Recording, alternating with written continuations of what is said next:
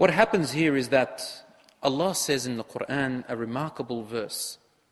أعوذ بالله من الشيطان الرجيم بسم الله الرحمن الرحيم وكذلك مكنا ليوسف في الأرض ولنعلمه من تأويل الأحاديث والله غالب على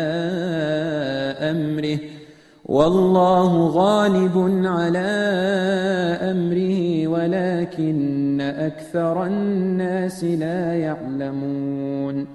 Which means, thus did we establish Yusuf in the land, that we might teach him the interpretation of stories, of dreams. And Allah has full power over his affairs, but most of the people do not know. We established Yusuf in the land means he was well looked after by his master, and Allah gave him a very good dwelling. He had a firm foot. This is the plan. Allah made him a slave, but the reason, look, He put him with a master so that he can have a firm foot. He's safe, he's looked after, he's pampered, but he's a slave. Nobody disturbs him. In the meantime, Allah is teaching him. And this is a lesson for us, especially as parents or as individuals. When you want to study or you want to learn or educate your children or yourselves, brothers and sisters, avoid distractions and focus on what you're learning and complete it to the end. This is a weakness in a lot of us. We need to complete our actions to the end if it is good. Because the Prophet ﷺ says, Allah loves a servant that when he doesn't act, he does it to its fullest. So do your acts and don't get into distractions. And the biggest thing that we have to focus on in this life is our worship of Allah subhanahu wa ta'ala, learning our deen and why we have been created here. And all the worldly knowledge that we get is in order to serve our deen, to serve our way of life, to help us in this journey. So Yusuf alayhi salam was put there in the school. The teacher, or his teacher was Allah subhanahu wa ta'ala. And Jibreel alayhi salam was bringing the information to him, teaching him the miracles of learning dreams and other information of the unseen. In the end, Allah says, and Allah has full power over his affairs, but most of the people do not know. When Allah wants something to happen, brothers and sisters, He creates the means, and then guides you to them. When Allah wants something for you, things happen in front of you, and you find yourself going into them, like you're steered into them. Rely on Allah and be patient, inshaAllah. Go with the flow, inshaAllah, and rely on Allah. Avoid the haram as much as you can.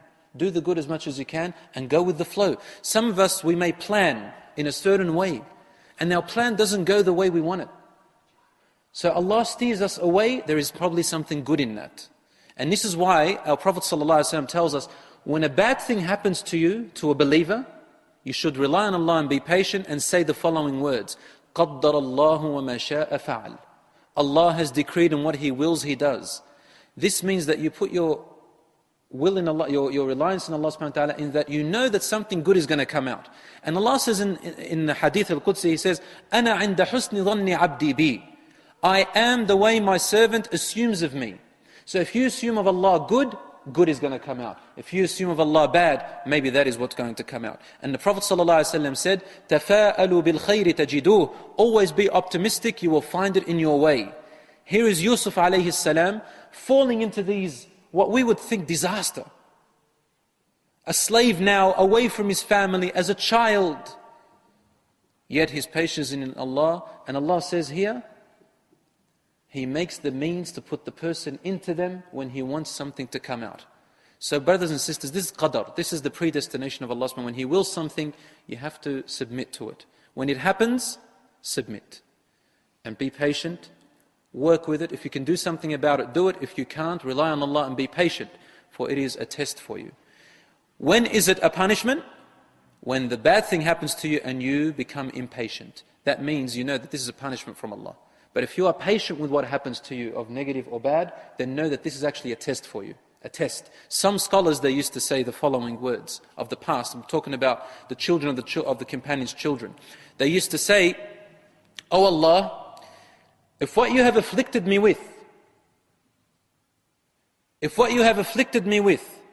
is a test for me, then try me more. You will find that I am patient. And if what you have afflicted me with is a punishment, then I yield to you in repentance. I ask you to forgive me from the bottom of my heart. So strange is the matter of the believer. If good happens to you, you are patient and you are thankful. You are thankful. If a bad thing happens to you, you are patient and you are still thankful. This is the way the believer lives his life or her life. Rather than losing it at your wife and the wife losing it at her husband or at their children, when calamity befalls them, this is a trial from Allah, ya Abdullah. Servant of Allah, this is a trial. Allah is making you go through a journey. Will you pass this test? وَلَنَبْلُوَنَّكُمْ, Allah says, we shall try you and test you. And in the end of it, in the end of this verse, I'm skipping a few words, Allah says, give good tidings to the sabirin. To those who are patient, give them good news. And then He says, the angels descend upon them, making forgiveness for them, asking forgiveness for them. So this is where the test lies.